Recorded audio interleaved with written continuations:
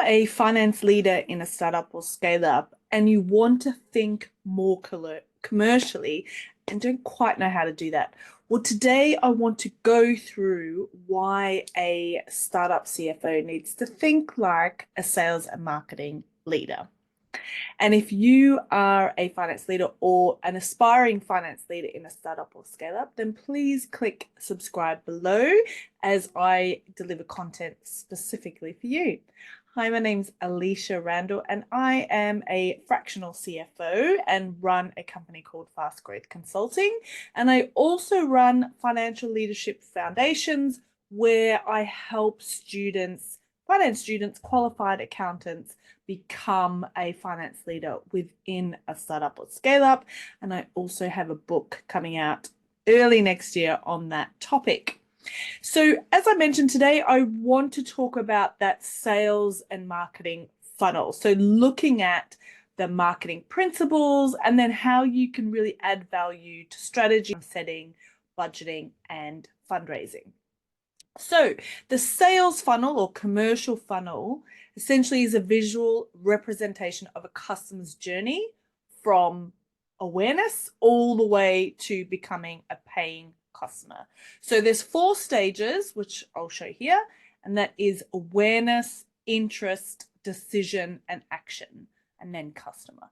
So there's mild variations of a customer funnel, but essentially it's getting from at the top and then funneling all the way down to a paying customer.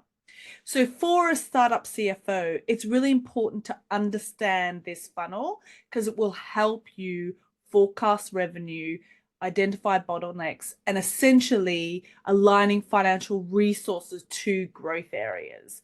So for example, if the majority of your prospects or potential customers are dropping off at interest stage at that second level, then you can really challenge the sales and marketing team to allocate resources better towards lead nurturing and predicting its impact on revenue. So reasons why CFOs should really think about marketers. The first one is strategic leadership. So a real strong understanding of the commercial funnel helps CFO become proactive leaders and helps with that cross-departmental collaboration, but also business partnership. And I've talked about business partnership before.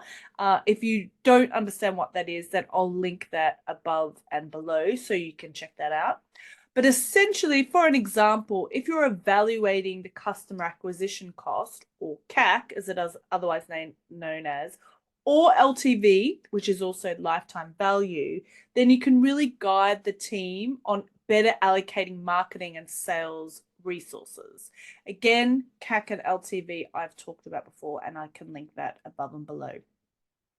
It also helps you with fundraise preparation. So investors always want to ask about the customer journey and the metrics going from that top of the funnel to the bottom during fundraising. So if you have a really good understanding of the commercial funnel in detail, then you can really demonstrate that understanding through revenue generation, scalability, and profitability. So that whole journey, you can very easily demonstrate that when you're going through the financial numbers and when you're going through the pitch deck.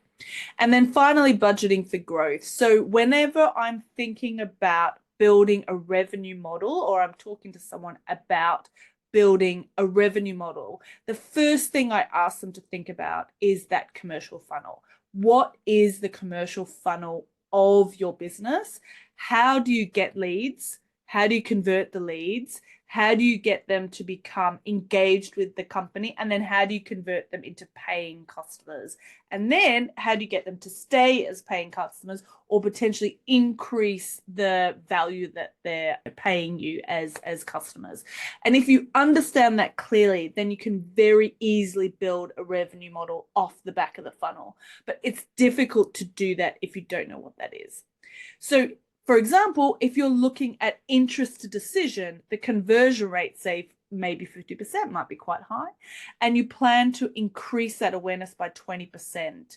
And there's all these different projects or implementations or resources that you're doing to increase that conversion rate, then you can work out the revenue off the back of that and the return on the investment in increasing that conversion.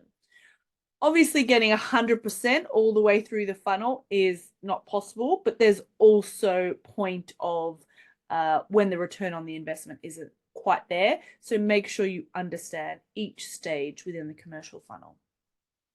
So tips to really leverage the funnel. The first one is collaboration with sales and marketing teams. So understanding how the prospects move through each stage of the funnel and identifying where the investments, the financial investments, could yield the highest return is really important.